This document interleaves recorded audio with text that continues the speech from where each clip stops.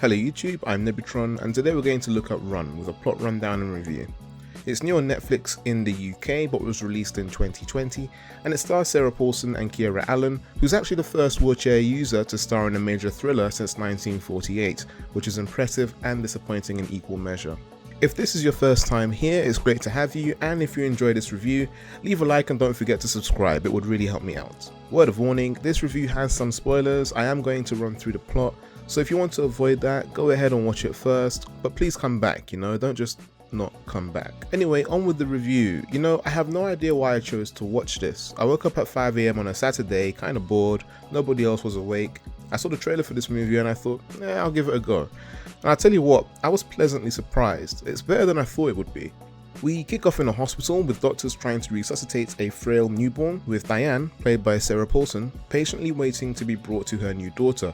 We see this really tiny newborn just about breathing, and when Diane asks if she will be okay, the doctors and nurses just stand there in silence, which is pretty ominous. Obviously they don't think she'll be okay. Now I want to pause here because this is where I called the main twist, and you might have called it too, but I'm here to tell you that yes, while this is a pretty predictable movie, it's still pretty enjoyable. Don't write it off yet, stay with me. Okay, so it cuts to black and we get these medical conditions and definitions flash on the screen. So there's arrhythmia, hemochromatosis, asthma, diabetes and paralysis. It's quite a list, and it basically alludes to the conditions the baby was born with. So the movie starts proper now. We see Diane is in a meeting for parents who homeschool their kids, and we learn her daughter's name is Chloe and that she's going to college in a few months. And all the other parents are kind of sad and worried about it in regards to their own kids, but Diane insists she's fine about it. Chloe is the most capable person I know.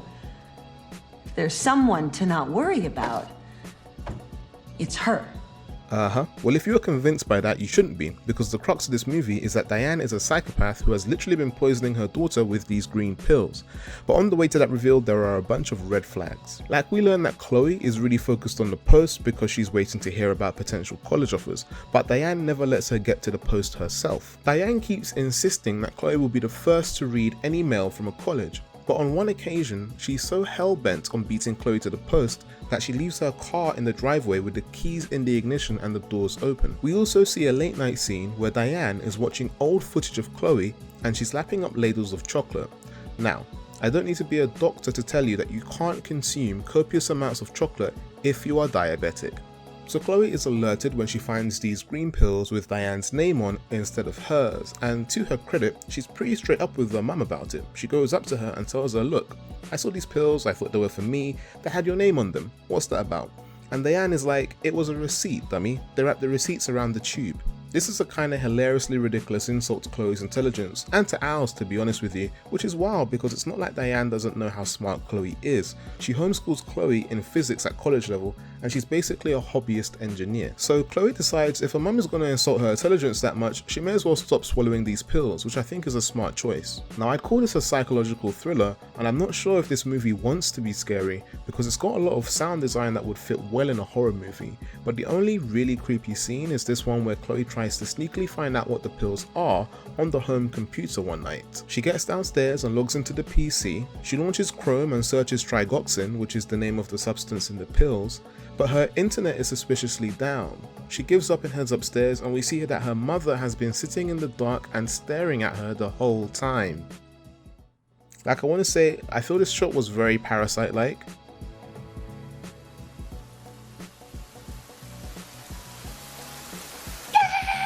But this is hands down the creepiest moment in the whole movie.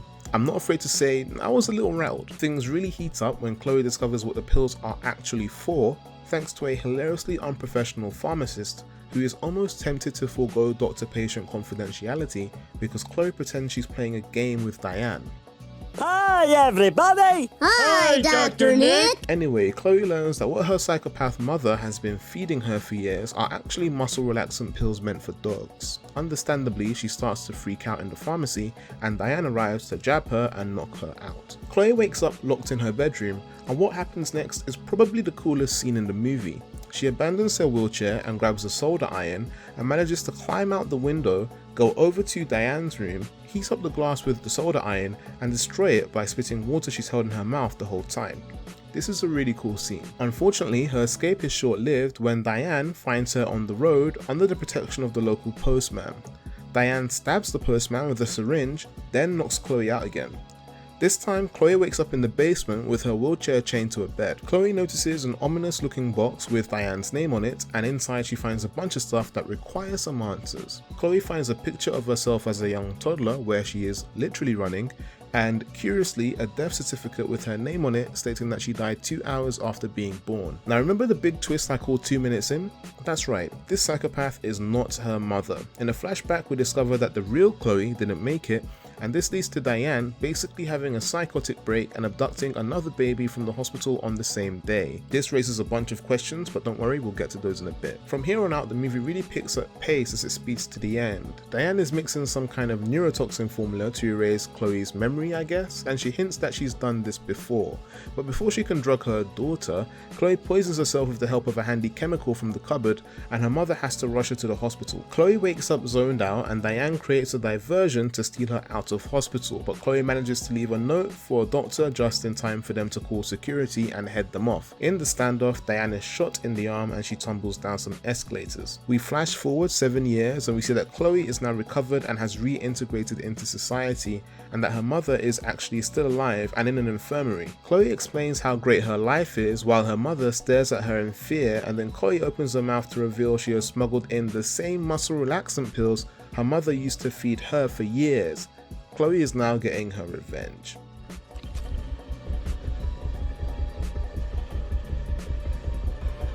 I love you, Mom. Now open wide. Pretty dark at the end there, but hey, I can understand it. So what are my views on Run? Well, it's good. It's not bad at all, really. I can think of worse ways to spend 90 minutes. It's mostly carried by the performances. Sarah Paulson is a known force, of course, but she really is great here as a mother who has essentially had her entire world warped by trauma and turns into a monstrous manipulator and abuser. Kira Allen is brilliant, and I feel she really has a future. And the same goes for director Anish Chiganti, who also made the thriller Searching before this, which I haven't seen, but it seems to have reviewed well, and I really rate his ability to make really lean and effective movies without a ton of money or resources. It's a small cast and not big on visual effects. The strength of this movie is in its roller coaster tight-knit plot and the quality of the acting. This does leave some things lingering though. I don't expect amazing levels of character development or exploration here, but there is very little, and it does end up leading to questions at the end when the reality of things start to become clearer. For example, it's obvious Diane was lying to Chloe about a lot, but which conditions are real and which are fake? The asthma seems to be real, but everything else is dubious. She could clearly walk when she was younger, and we see her lapping up chocolate as a youth, so she isn't diabetic. And about the walking, why can't Chloe remember she used to walk? Diane alludes to having done something to mess with Chloe's memory before, but if that's the case, why does she need to research about homemade neurotoxin recipes where she clearly has experience with it? And if Chloe was able to walk and eat chocolate as a young child, that would indicate that after her abduction, Diane raised her without deception for a while. Was there another trauma that led her deciding to poison Chloe at some point? If so, why isn't that explored? It could lead to better development of Diane. So there are some holes in the plot there, but look, I didn't go into this expecting something genre defining. Run doesn't attempt to reinvent the wheel here. It knows what it wants to do and it does it quite efficiently. It serves as a vehicle for Sarah and Kira to flex their impressive acting chops and not much else, but that's okay. Run gets a 3 out of 5 from me. Thanks for sticking with me to the end. If you enjoyed the review, leave a like and subscribe. It would be a huge help and very much appreciated. This is a new channel and I'll be reviewing film, television and maybe games too. I'm still trying to figure it out, but stay tuned for more content. What did you think of Run, now streaming on Netflix in the UK? Did you like it? Did you dislike it? Leave a comment below and let me know. Till next time.